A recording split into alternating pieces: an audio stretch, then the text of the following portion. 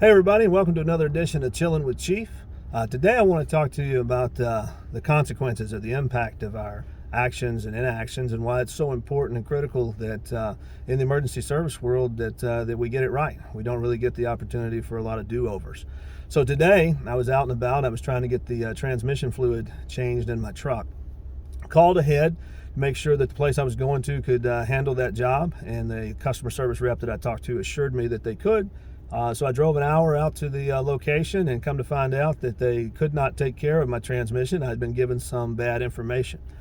Good customer service on the end of the business that I was dealing with. They reached out to me. They got management got in touch with me and everything. They figured out what the problem was. They had a new employee who had not dealt with this before. Basically, didn't have the right information in front of them. They assured me that they fixed the problem, and everything moved forward from there. While it was a little inconvenient on my end, it cost me an hour there, an hour back. Kind of messed up my day a little bit. In the grand scheme of things, it was a pretty low consequence mistake, just some minor aggravation. But what about when we make a mistake on our end? Okay.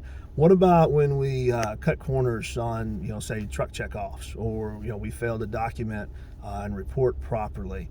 Do we ever think about the consequences of those shortcuts or the consequences of those inactions? What about when it comes to holding people accountable?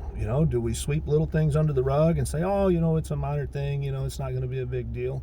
Because where we are in the emergency services world, we don't really get the chance at a do-over. A simple mistake, can literally cost lives, whether that be civilian lives or whether that be firefighter lives. And so we have a little bit higher stake in things and making sure that we get everything right the first time. So, as a leader, as a company officer, as a chief officer, are you checking behind your crews? What are you doing to hold folks accountable and ensure that the standards are being met each day, and that we're not shortcutting anything, that we're not selling the public short?